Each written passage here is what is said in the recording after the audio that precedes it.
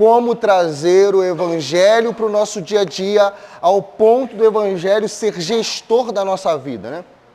Daquilo que a gente tem que fazer, de como nós devemos nos posicionar, de como nós devemos nos relacionar com o próximo, como nós lidamos com o dinheiro, como nós gastamos, como nós acumulamos, como nós investimos. Então, tudo isso a gente tem no nosso manual, que é a nossa Bíblia, nosso manual para a vida. E, de certa forma, o Senhor Jesus, quando Ele trouxe a aplicabilidade do Evangelho com base no entendimento, com base no cumprimento dele como pessoa do Evangelho, Ele começou a nos ensinar todos os aspectos do Evangelho. Então, não tem nada que você esteja passando nesse exato momento que você possa dizer: eu não consigo encontrar algo no Evangelho que possa resolver a minha situação. Tudo que você está vivendo, você consegue encontrar no Evangelho para sanar os seus problemas, ou mesmo que não seja sanado o problema, de alguma forma traga alívio para as suas tensões psicológicas, suas tensões do dia a dia, ok? Abra sua Bíblia aí, vamos começar. Efésios, primeiro vamos ler Efésios capítulo 2. Certamente, vós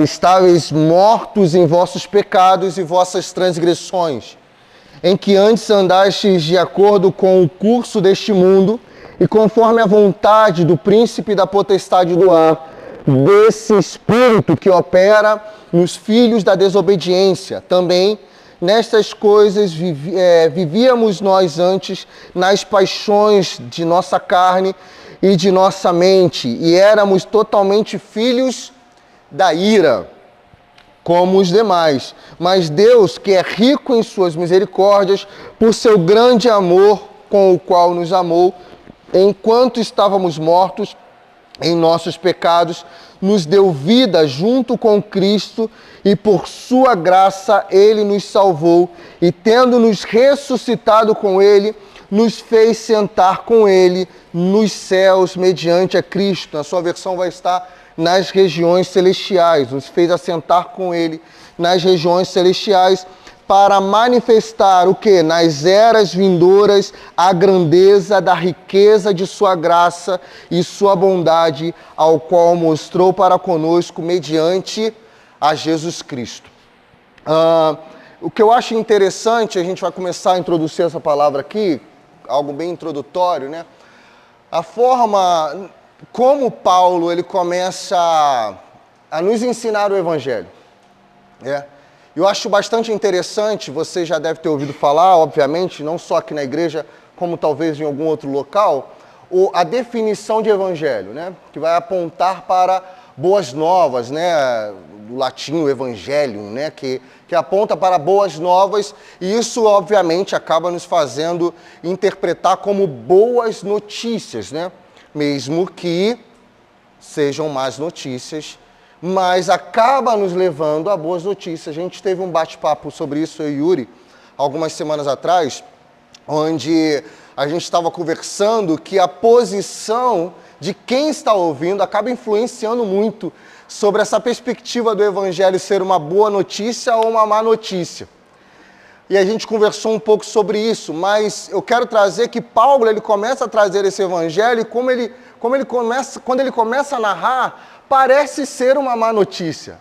Ele começa a dizer aqui: cara, certamente vocês estavam mortos em vossos pecados. Vocês, estavam debaixo de transgressões do curso deste mundo. Ele começa a falar, vocês estavam conforme a vontade do príncipe da potestade do ar, desse espírito que opera nos filhos da desobediência, chamando todo mundo de filhos da ira. Cara, imagina você ouvindo um cara conversar com você e dizendo para você, você não presta, você é filho da ira, debaixo da desobediência, está vivendo no pecado, cheio de transgressão, você não vale nada. Vou te perguntar, isso é uma boa notícia? Você viria isso como uma boa notícia? A gente cheio das nossas crises psicológicas, cheio de não me toque. Se você chegar para alguém hoje e falar, pô, meu irmão, fala sério, pô, agora ele chegou aqui para mim, que roupa é essa? Pô, vestindo crocs, blusa lilás, bermuda rosa, minha esposa Minha esposa ontem saindo para vir para a festinha, aí o irmão falou assim, vou falar o nome desse irmão não, e tá aqui, sentado aqui na frente aqui. O irmão falou assim, pô, você tá vestido a caráter, cara? Aí abriu uma porta para a esposa falar uma opção de coisa, né? Tá indo pra festa brega, tá indo pra festa do esquisito. A gente hoje é exposto. Ó, tem microfone. Jesus, estava tão bom assim o microfone. A gente fica exposto a diversos comentários e críticas que nem sempre a gente está com o psicológico para receber isso, sabe, de forma agradável. Então, não é boa notícia alguém dizer para mim que eu sou um pecador imundo e que eu sou filho da ira, sou filho da desobediência. Não é legal ouvir isso. Mas, quando eu começo a ver Paulo trabalhando o evangelho, eu vejo um homem que começa a transformar uma má notícia numa boa notícia. Por quê? Porque Paulo, ele não apenas aponta uma condição real do ser humano, mas ele traz uma solução para isso. Só que a maneira como você está acaba determinando você ter esperança naquilo que vai tirar você da sua condição real agora. Se somos pecadores, filhos da ira, filhos da desobediência, eu preciso crer nesse evangelho que vai me tirar dessa situação. Estão comigo? O problema é não conseguir mergulhar nessa essência de Deus que me tira dessa situação que eu estou hoje. E essa pregação aqui dessa manhã, essa mensagem de hoje, é uma mensagem para nós, para a gente que está aqui. E a gente acaba associando que o evangelho só serve para aquele que precisa se converter. Que você está aqui hoje porque você precisa aprender o evangelho para alguém que está lá fora fazer parte da família que está aqui. Mas, na verdade, eu estou dizendo para você que esse evangelho é para a gente que está aqui 10 anos, 20 anos, 30 anos. Que nos posicionamos esperando aprender o evangelho, pensando no quanto que isso vai servir para outra pessoa. E a gente acaba não entendendo que esse evangelho que eu estou aprendendo, ele é autossuficiente para me tirar da condição que eu estou hoje, que está me fazendo chorar em casa, gritar, sabe, ficar desesperado, querendo resolver minha vida. Então, o meu desafio com essa palavra de hoje é a gente mergulhar nesse evangelho do Cristo, que é suficiente para nos salvar. Então, a primeira coisa que eu preciso entender dessa situação é agora começar a olhar para nós.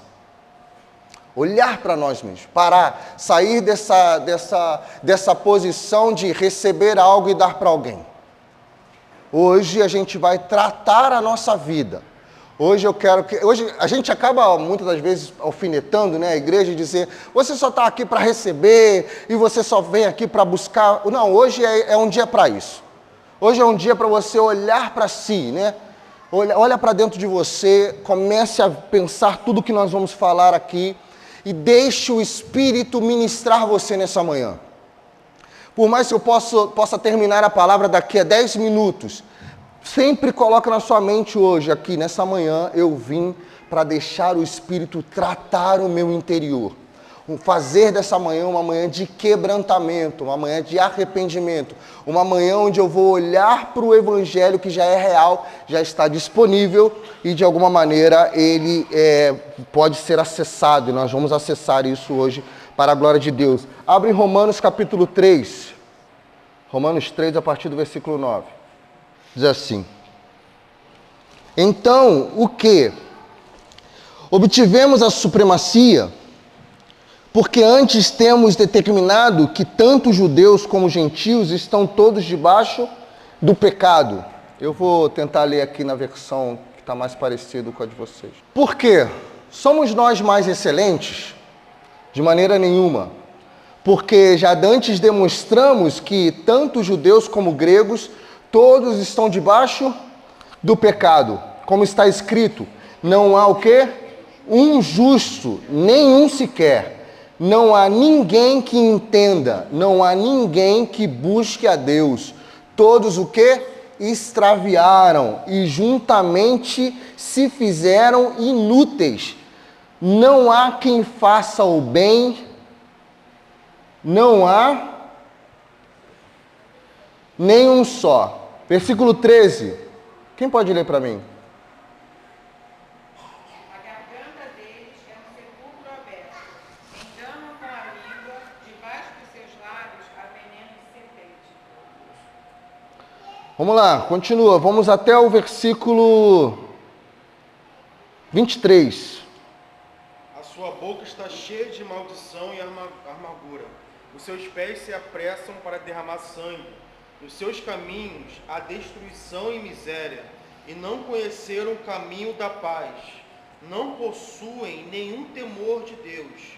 Ora, sabemos que tudo o que a lei diz é para os que estão debaixo da lei que ela diz, para que toda boca se cale e todo mundo fique sujeito ao julgamento de Deus, porque ninguém será justificado diante dele pelas obras da lei, pois pela lei vem o pleno conhecimento do pecado, mas agora a justiça de Deus se manifestou sem a lei, atestada pela lei e pelos profetas. Entenda, muitas das vezes, vocês entenderam a gravidade do que a gente acabou de ler? Ele está descrevendo ao povo de Roma, né, os romanos, né, uma situação real. O ser humano é infiel e injusto.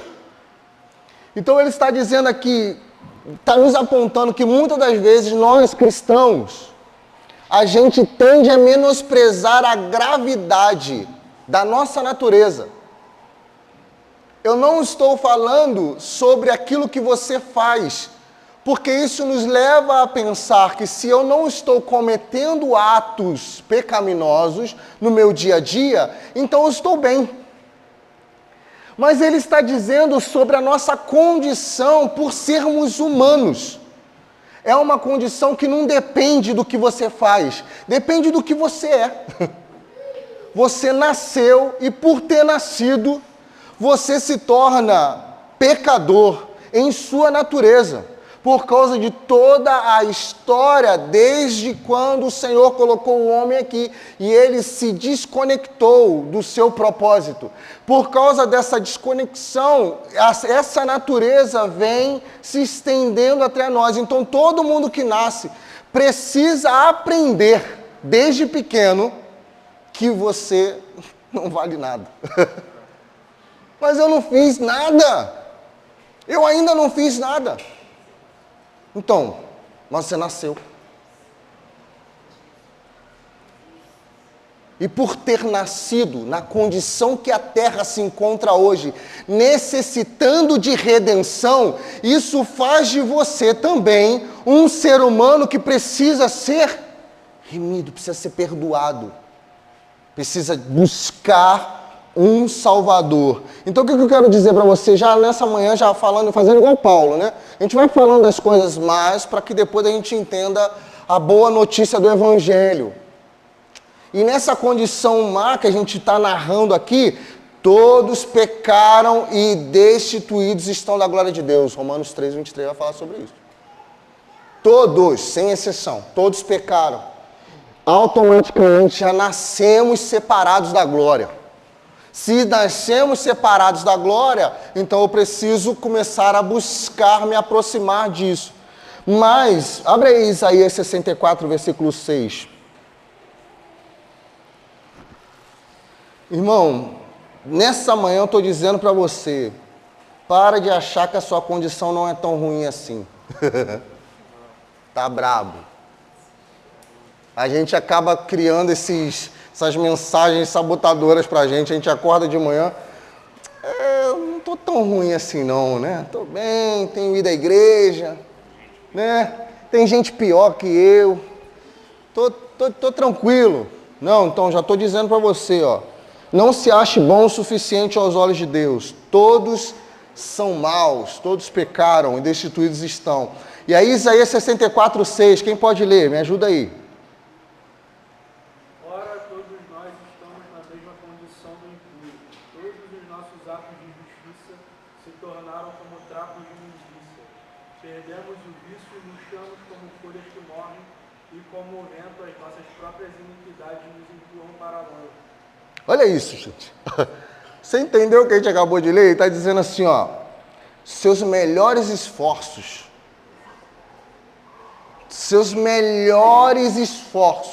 aquilo que você acha que você está fazendo de melhor, ele diz, são como trapos imundos, quando isso é comparado à santidade do nosso Criador.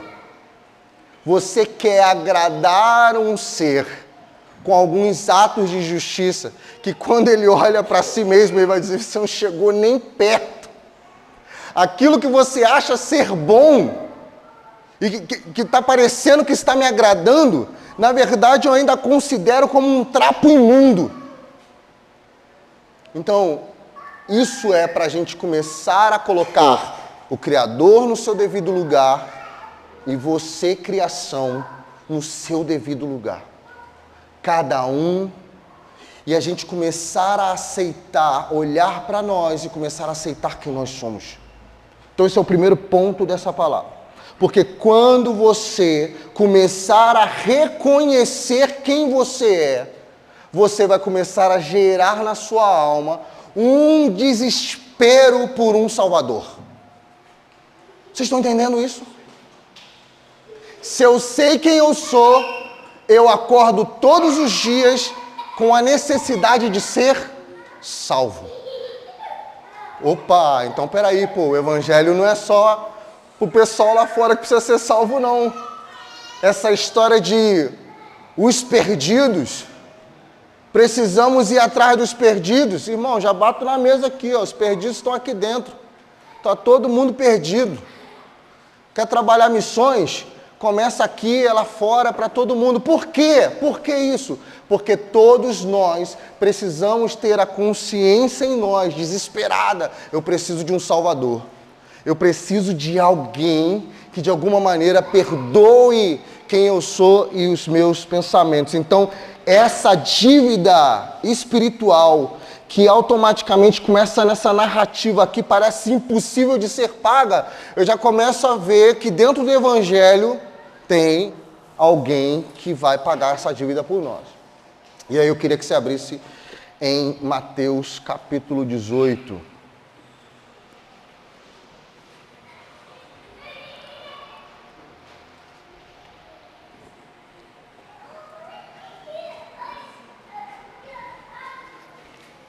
Mateus 18,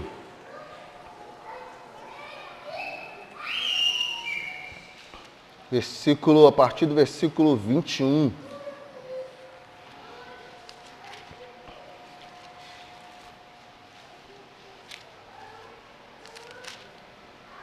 Todos abriram? Sim. Mateus 18. Então, aproximando-se dele, Cefas, lhe disse, Senhor meu, se meu irmão me ofende, quantas vezes hei de perdoá-lo? Até sete vezes? Jesus respondeu, não te digo até 7, mas até 70 vezes 7. Por isso, o reino do céu se compara a um rei que quis pedir conta de seus servos. Dá uma paradinha aqui. Essa é uma parábola que Jesus começa a trabalhar o contexto de um homem que tinha uma dívida e de um rei que perdoou essa dívida. E essa parábola ela é cheia de exageros, quando a gente começa a contextualizar ela, a gente vai ver que ela tem muitos exageros. E o bom de observar a forma como Jesus está trabalhando isso é para entender a nossa condição espiritual. E aqui eu começo a ler para a gente começar a perceber isso. Jesus nos conta uma parábola que de alguma maneira vai resolver nossa situação espiritual. Então ele começa a dizer, por isso o reino do céu se pode comparar a um rei que quis pedir conta de seus servos. E ao começar a fazê-lo, apresentaram-lhe um que lhe devia 10.000 talentos. Mas não tendo como lhe pagar, seu senhor deu ordens que fossem vendidos junto com sua esposa e filhos, tudo o que possuía para que lhe pagasse. Caindo, pois, o servo prostrou-se diante dele e disse: tenha paciência comigo, senhor meu, e tudo te pagarei. E o senhor daquele servo teve compaixão e, perdoando sua dívida, ele o deixou ir.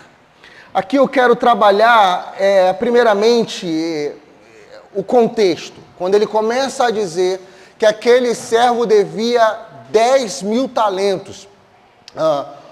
O autor do livro, né, que nós estamos trabalhando a mensagem de hoje aqui e as outras que vão ser os próximos domingos, ele traz, né, para a gente um contexto bastante interessante, que ele vai falar que um salário, 1.000 talentos, era equivalente a 20 anos de trabalho de um homem daquela época. Se a gente começar a trabalhar proporções aqui, a gente vai ver que ele precisava de quase, 200.000 anos para poder pagar aquela dívida. O que eu estou querendo trabalhar com vocês é que Jesus está liberando uma condição que até para a vida real era difícil de se analisar, difícil de ser pago. Ou seja, não tem como você pagar isso. Não tem como. Essa situação que você está vivendo hoje, que envolve o seu pecado, não tem como se resolver.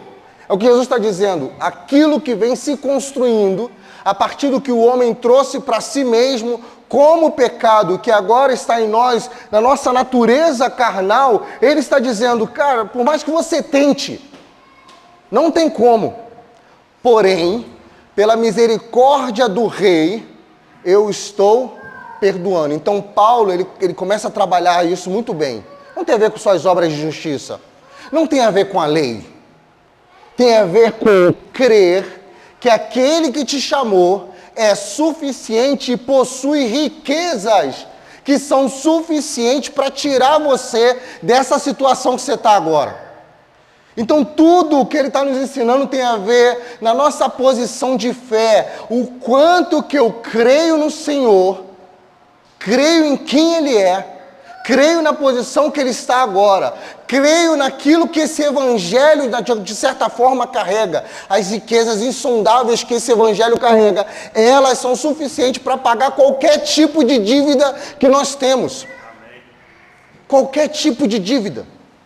E aqui a gente começa a ser prático, falando da nossa própria vida. Tudo que você faz, tudo que você fez, que de alguma maneira, está associado ao pecado, como, inúmeras culpas, pensamentos negativos, uma série de coisas, mentiras, todas as suas ações pecaminosas, de certa forma, o Senhor tem riquezas que estão presentes no Evangelho, que são suficientes para nos tirar dessa situação. Nós precisamos começar a entender essa riqueza espiritual. Esse homem foi perdoado simplesmente porque o rei teve compaixão. Foi perdoado porque o rei teve compaixão. E aqui a gente precisa entrar nisso. Porque uma das dificuldades que a igreja tem hoje é entender teoricamente que Deus é capaz de perdoar qualquer tipo de dívida, mas na prática não sabemos nos relacionar com os devedores. Não sabemos. Não sabemos lidar com pessoas que de alguma maneira foram expostas ao erro. Não sabemos lidar com isso. E isso tem a ver com aquilo que nós nos achamos autossuficiente. Por quê? Olhamos para nós e achamos que somos bons o suficiente para não nos relacionarmos com aqueles que foram expostos à maldade e de certa forma pecaram. E estamos dizendo nos nossos pensamentos, eu não fiz isso. Eu não fui capaz de fazer isso. Eu até cometo algumas mentirinhas aqui, falo algumas coisas, mas isso aí, eu nunca vou fazer isso. E de certa forma a gente vai se afundando todos os dias nessa mentira de que não temos pecado e a nossa vida tem agradado ao Senhor. E eu vou dizer para você, trapos imundos. Trapos imundos. Não importa o que você faça. Não importa. Nós precisamos começar a nos posicionar também com o nosso coração misericordioso e entender esse Deus que está nos salvando todos os dias. Romanos capítulo 6, versículo 23. Abra, por favor.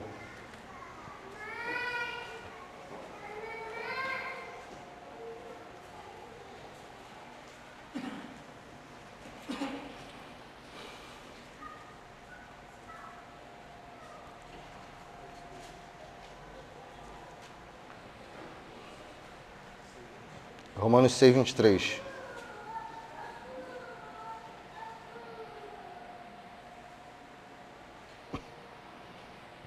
Quem já abriu, pode ler para mim, por favor. Porque o salário do pecado é a morte, mas o dom gratuito de Deus é a vida em Cristo Jesus, nosso Senhor. Amém. Ele está dizendo que o salário do pecado é a morte. E eu quero ler alguns versículos antes do próprio contexto de Romanos 6, para a gente poder entender essa expressão que ele diz, que o salário do pecado é a morte. Quando ele começa a dizer que é aquilo que o pecado merece. E muitas das vezes essa expressão acaba não ficando muito entendida para a gente. A gente já disse isso muitas vezes para diversas pessoas.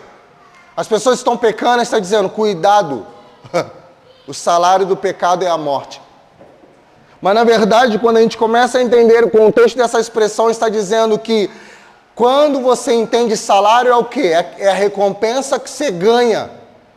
Então, ele está dizendo, pecado, o salário, aquilo que o pecado merece, é a morte. Então, nós precisamos morrer para que o pecado receba aquilo que ele merece. Por isso que nós estamos sepultados com Cristo. Entende isso? Por isso que no batismo, que é o contexto de Romanos, ele vai falar que o batismo representa o quê? A nossa morte, para que eu possa ressurgir uma nova vida com Ele. Porque quando eu morro, eu dou para o pecado aquilo que ele merece. Então eu abro mão da minha vida. Esse é o contexto de morte. Eu abro mão da minha vida e vou ressuscitar com Cristo para viver uma nova vida. Mas por causa da minha natureza, eu não posso fazer isso só no dia do batismo. Que é um significado público. Eu tenho que fazer isso todos os dias. Todos os dias eu preciso morrer para ressuscitar nele. Morrer para ressuscitar nele, para dar para o pecado aquilo que ele, de certa forma, merece. Então, cada mentira que contamos, cada ato de desonestidade, cada emoção negativa que alimentamos, tudo isso vai gerar uma dívida espiritual infinita. Por isso que nós não temos condições de pagar. E aí eu preciso morrer e ressuscitar nele para encontrar vida. Por que eu estou narrando isso tudo nesse início dessa palavra? Para a gente entender a gravidade da nossa situação. Nós precisamos entender isso. Nós somos pecadores. Após entender isso, é que eu vou conseguir entender e apreciar a incrível graça de Deus que vai me tirar dessa posição. Mas se eu não conseguir olhar para mim e ver que eu sou esse pecador, me olhar no espelho e ver que eu estou nessa situação, eu nunca vou entender que eu preciso ser salvo. E aí eu continuo vivendo a vida que eu estou vivendo hoje. Continuo vivendo vida sem temor, sabe? Porque se eu não consigo considerar todos esses aspectos que eu estou lendo aqui, eu continuo todos os dias fazendo tudo que de alguma maneira é inaceitável para o Senhor. Isso vai desde pequenas mentiras, isso começa desde os nossos pensamentos, porque muitas das vezes nós cristãos somos assim. Se nós não estamos fazendo, então não estamos errados. Não fiz, só pensei. Só passou aqui na minha mente, ó, mas não fiz. Então se eu não fiz, eu não estou errado. Mas a Bíblia vai nos dizer que Ele sonda os nossos corações e os nossos pensamentos. Ele está sondando. Começa em nós, começa na nossa natureza, em quem nós somos, aquilo que nós ficamos maquinando e quando ninguém está vendo. Nossos pensamentos, quando estão na internet. Tudo é fruto daquilo que nós estamos gerando como uma dívida espiritual eterna, que só o Senhor vai pagar, já pagou por nós. Só Ele já pagou por nós. O livro ele conta um negócio muito interessante, um exemplo que eu achei maravilhoso quando eu li. Muito simples, mas achei maravilhoso. Ele fala que um fazendeiro está próximo a morrer, se eu não me engano, e aí ele tem uma herança para poder compartilhar.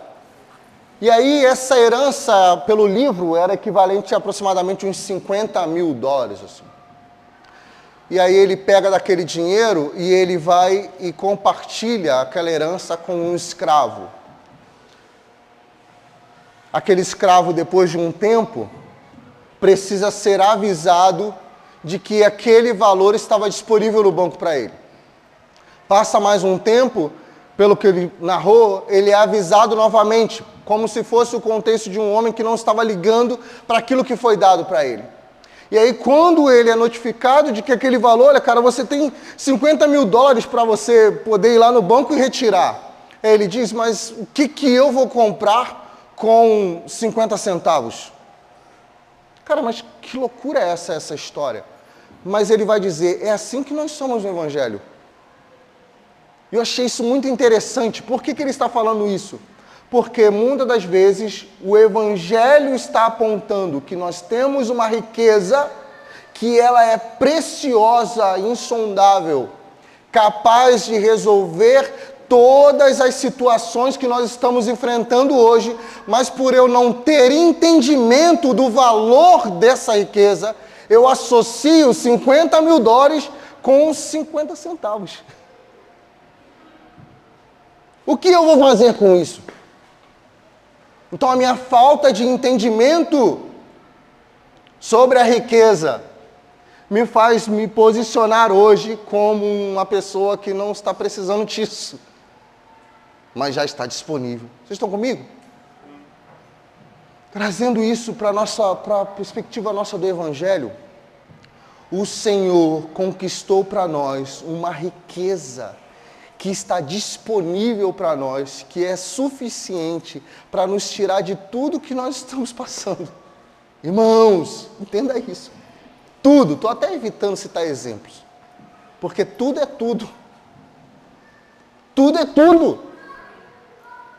Tudo, questões psicológicas, financeiras, tudo. Tudo.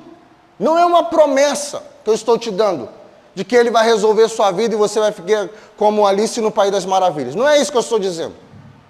Eu estou dizendo que você vai começar a olhar para si e por ter o Senhor, você não vai desejar mais outras coisas. E se um dia Ele quiser te dar, eu estou dizendo que esse Evangelho respalda para que tudo você tenha, porque você já tem acesso. Mas o que me faz não pegar isso? A falta de entendimento daquilo que já está disponível para nós.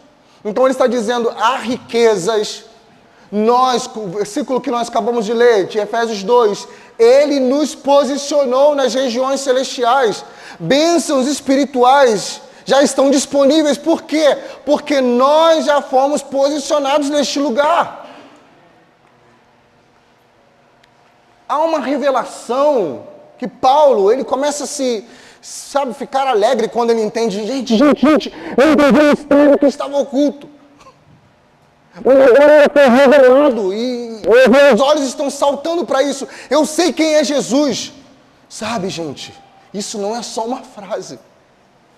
Você falar hoje para as pessoas, eu sei quem é Jesus, isso é tudo. Tudo. Porque Paulo falou, eu sei quem ele é. E por eu ser quem ele é, fez ele escrever tudo o que vocês estão estudando hoje. Estou sepultado com ele. Já não vivo mais eu, mas Cristo vive em mim. Sabe, jogando para as laterais tudo aquilo que são as mazelas que afetam nossa vida psicológica, nossa vida, sabe? Tudo ele vai jogando e vai dizer, não, mas isso é como esterco, gente, isso é como esterco. Isso não serve de nada. Ah, mas eu estou passando isso. Aí Paulo vai dizer, meu irmão, pelo amor de Deus, isso é um esterco. Isso aí, bobeira, pô. Pô, Marcos Felipe, você não pode desprezar assim o que as pessoas estão passando no dia a dia. Não dá para tratar assim, irmão, é coisa séria. Então, o evangelho que eu estou lendo fez Paulo falar assim, vou falar sério, isso é bobeira. Por quê ele fala isso? Porque ele entendeu as riquezas insondáveis que estão em Cristo. É fácil? É óbvio que não. Eu não vim aqui falar para você que é simples. Não quero ser arrogante a esse ponto. Não é simples. E é por isso que nós estamos vivendo essa vida de igreja. Para que todos os dias o Senhor, através da nossa vida em comunhão, nos mostre que já existe algo que está disponível para nós, que é suficiente para nos tirar da situação que nós estamos. Existem riquezas insondáveis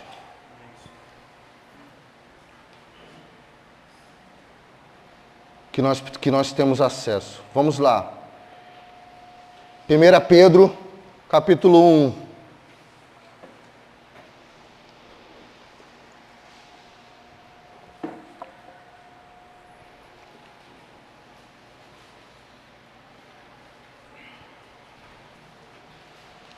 Primeira Pedro 1, versículo 3 ao 5.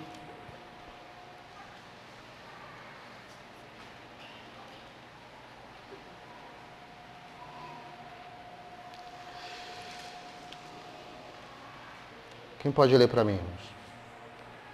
Todo louvor seja a Deus, Pai do nosso Senhor Jesus Cristo.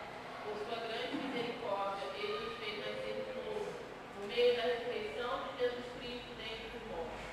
Agora temos uma viva esperança, de uma herança imperecível, pura e imaculada, que não muda nem se deteriora, guardada para vocês no céu. Por meio da fé que vocês têm, Deus os protege com seu poder até que recebam essa salvação, pronta para ser revelada nos últimos tempos. O que ele está dizendo? Riquezas insondáveis de Cristo, que nos pertencem. Estão disponíveis para nós. Mesmo em meio às tribulações, às dificuldades, nós podemos nos regozijar nessas maravilhosas riquezas, porque está disponível. Hoje, nessa manhã, eu queria alertar você sobre a necessidade de você acessar isso. Queria muito que você saísse desse lugar de dor, desse lugar de petição, desse lugar de sofrimento e começasse a colocar a sua vida diante desse Senhor que já conquistou algo por nós. E por Ele ter conquistado algo na cruz por nós, nós hoje temos acesso a essas riquezas insondáveis. Temos acesso a uma herança eterna, uma comunhão íntima com Deus, uma salvação completa e uma transformação do nosso interior. Que nenhum homem ou situação humana é capaz de oferecer para você. Pare de buscar respostas em lugares onde você não vai ter resposta. Pare de murmurar. Pare. Pare de se queixar das coisas. Pare de reclamar de tudo. Eu estou chamando você para ser um cristão raiz, um cristão de verdade, um cristão onde tudo você de fato vai espiritualizar. Tudo você vai espiritualizar. Tudo vem do Senhor. Tudo pertence ao Senhor. Estou passando por uma situação difícil. É o Senhor. Mas, cara, de fato você tem que ficar espiritualizando. Sim, tudo tem a ver com Ele. É para Ele, é por causa dEle. Tudo. Não tem nada que você esteja passando, não tem nenhum lugar, falando de missões, nessa terra, por mais miserável que seja, que já não pertença ao Senhor, ao qual Ele já não está com a sua mão estendida, controlando todas as coisas. Ele está fazendo. Ele está fazendo, Ele já fez algo por nós. Então sai, gente, desse lugar da murmuração. Sai desse lugar da queixa. Sai desse lugar de ficar criando doenças psicológicas simplesmente para sabotar você. Eu não estou dizendo que não existe, eu estou dizendo que há uma solução. Não estou menosprezando aquilo que você está passando, sua depressão, seus problemas psicológicos, não. Eu só estou dizendo que há riquezas em Cristo e no Evangelho que é capaz de tirar você disso. Você que é profissional, que lida com essas coisas, com aconselhamento, pastores que lidam com aconselhamento, existe uma solução presente no Evangelho. E cara, você precisa entrar nisso. Você não pode olhar olhar para mim, a minha fala, como uma fala religiosa, não. Hoje as pessoas estão falando assim. Isso é religião. Querendo espiritualizar tudo. Nem tudo é espiritual. Irmão, é sim. É sim. Isso para mim já ficou muito claro. Tem algum tempo aí na caminhada já. E você pode trazer teorias que você quiser trazer. É espiritual. E ponto final. O Senhor está no comando de tudo. E Ele deu o seu Filho naquela cruz para que a gente possa acessar todas as riquezas espirituais que já estão disponíveis para nós, porque nós estamos assentados com Ele nas regiões celestiais. Sabe o que Ele está dizendo aqui? Riquezas insondáveis. Riquezas insondáveis. O que faz um crente se tornar maduro? Quando ele começa a enxergar essas riquezas. A maturidade do crente não está em quanto tempo ele já tem de igreja, porque tem gente que tem 50, 30 anos de igreja aí e ainda está murmurando das mesmas coisas. Está se queixando das mesmas coisas. Está chorando pelas mesmas coisas. O Senhor faz, vai lá, agradece, faz culto de ações de graças, sabe, faz todo, chora, muito obrigado, meu Senhor, passa 5 anos, acontece a mesma coisa. Aí ele se esquece de que 5 anos atrás o Senhor fez por ele. E aí dá voz à murmuração. Então não está enxergando ainda o Senhor que está fazendo. Existe um exemplo bíblico para isso em Marcos 8. Eu já preguei sobre isso várias vezes, eu adoro pregar sobre isso, porque é a maior verdade. Eles passam pela multiplicação dos peixes, primeira multiplicação dos peixes e pães, depois eles passam de novo pela segunda multiplicação dos pães e dos peixes. Aí Marcos capítulo 8, eles entram dentro do barco e começam a murmurar, cadê o pão? Aí Jesus olha para eles e fala assim, vocês estão malucos? Estão cheios de fermentos de fariseus e Herodes. Vocês viram a primeira multiplicação de pães e peixes? Vocês não entenderam nada. Houve a segunda multiplicação de pães e peixes e vocês não entenderam nada, vocês estão cegos. Cheios de fermento de fariseus e Herodes. Vocês acham que eu estou aqui como assistente social? Multiplicando pães e peixes para só alimentar vocês fisicamente? Vocês não estão entendendo as riquezas daquilo que eu estou passando para vocês? Sabe, essa pregação tem a ver com isso, irmãos.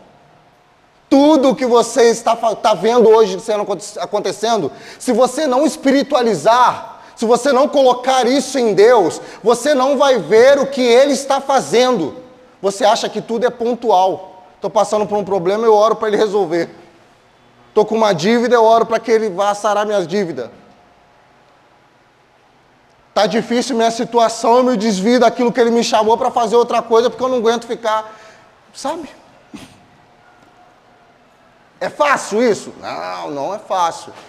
Mas se você não espiritualizar, você nunca vai entender o Jesus que só multiplicava pães e peixes, porque queria que eles entendessem o que estava acontecendo no plano de Deus. Primeira multiplicação tinha um propósito com aquilo que ele estava fazendo naquele tempo com os 12. Aí volta 12 sexto, 12 discípulos, tá vendo? Faz sentido? Governo, plenitude, cumprimento daquilo que ele está fazendo. Aí volta a mesma quantidade. 5, multiplica, tinham 5 livros da Torá. Faz sentido? Aí segundo, 7 e 7, plenitude, numerologia. Opa, plenitude tem a ver com a segunda vinda. E aí ele está dizendo, eu estou com vocês aqui um tempão. Multipliquei.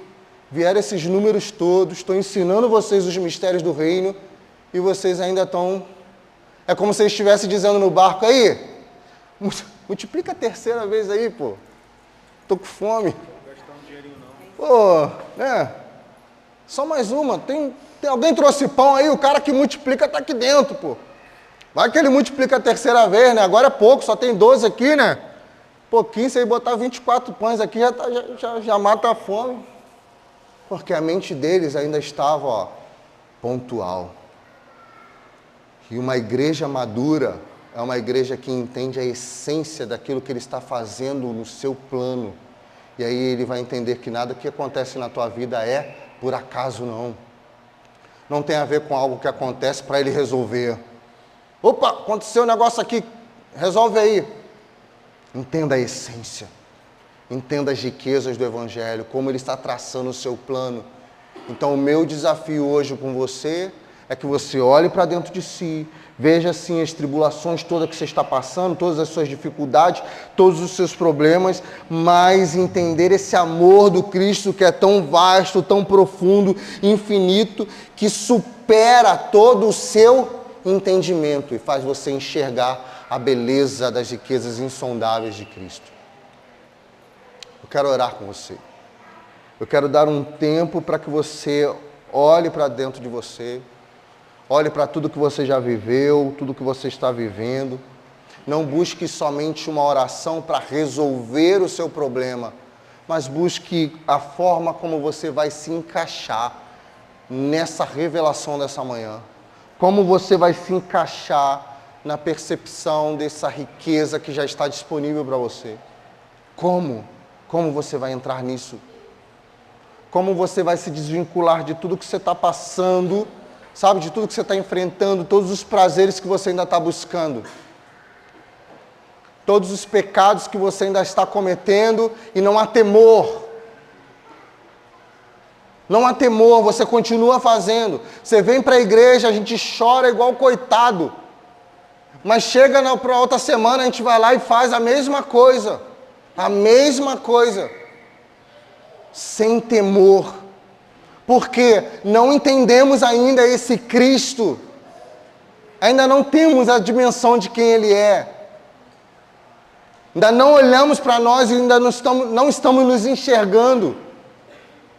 E aí a gente continua andando vacilante, desejando coisas porque ainda não entendemos a grandeza de quem Ele é. Feche os teus olhos. Comece a olhar para dentro de você, olhe para a sua vida. Quantas vezes você se achou autossuficiente? Quantas vezes você achou que o que você estava fazendo estava agradando o Senhor? Quantas vezes? Quantas vezes? Olhe para dentro de você. Não tenha pressa. Não tenha pressa. Não tenha pressa. Examine você a si mesmo. Olhe para dentro de você. Quantas vezes você se alegrou achando que estava bem? Trapos imundos. Trapos imundos. Todos os dias precisamos de um Salvador.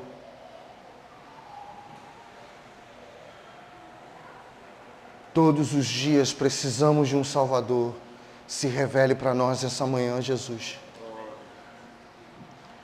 Jesus, se revele para nós essa manhã. Nós queremos te amar, amar a beleza que está no Evangelho.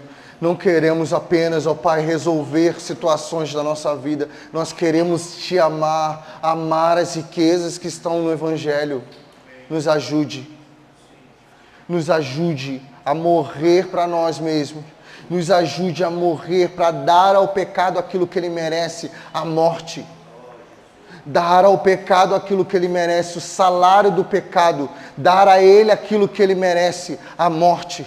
Nos ensina a abrir mão dos nossos prazeres, abrir mão das nossas vontades. Queremos parar de murmurar, queremos parar de desejar o mal, queremos parar. Sim, Senhor, nós queremos olhar para as riquezas do Evangelho, as riquezas insondáveis do Evangelho. Nos ajude, Senhor, por favor, nos ajude nessa manhã, Senhor, a nos batizarmos em Ti, a mergulharmos em Ti, Senhor.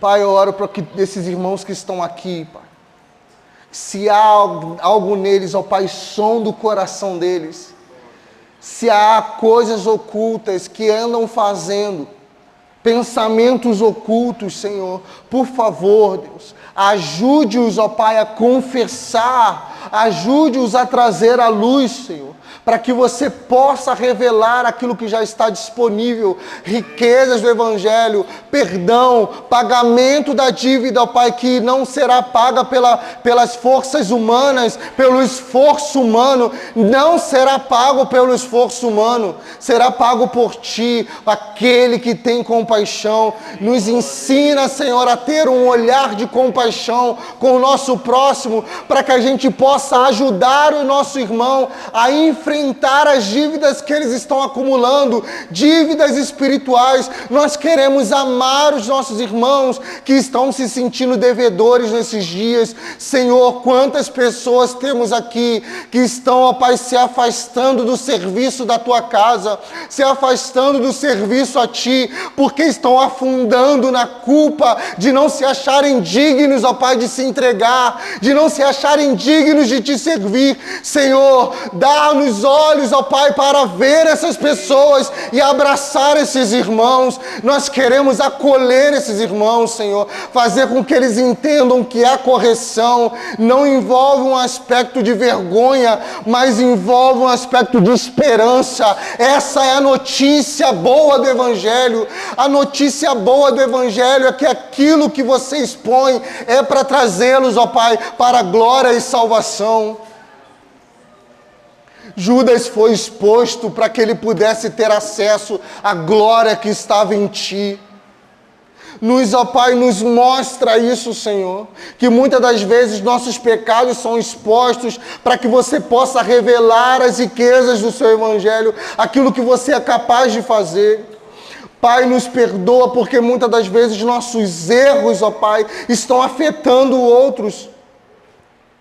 Nossos erros estão afetando as casas, estão afetando outras pessoas. Por favor, Senhor, nos perdoa. Nos perdoa nessa manhã. Revela, Pai, aquilo que você é. Nos perdoe nessa manhã, Senhor. Toca em irmãos aqui. Toca nos meus irmãos aqui nessa manhã, Senhor.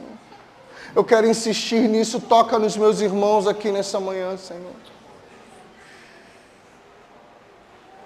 Toca nos meus irmãos aqui nessa manhã, Senhor. Que eles olhem para Ti apenas. Aqueles que